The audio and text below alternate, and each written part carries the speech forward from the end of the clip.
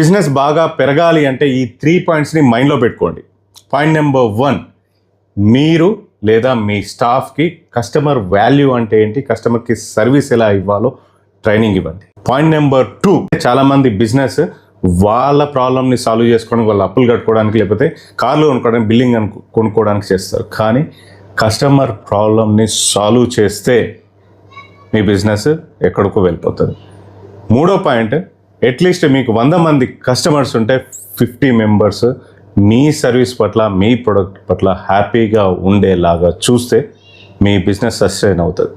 అదే 50% కన్నా ఎక్కువగా ఎంత పెరిగితే అంత మీ బిజినెస్ నిలబడుతుంది, డబల్ అవుతుంది.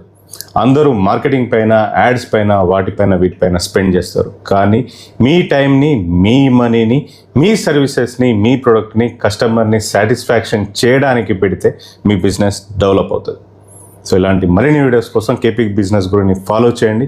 అలాగే మా కమ్యూనిటీ, వాట్సాప్ కమ్యూనిటీ లింక్ కావాలంటే కింద కామెంట్ బాక్స్లో కామెంట్ చేసేయండి, మా వాళ్ళు మీకు DM చేసేస్తారు.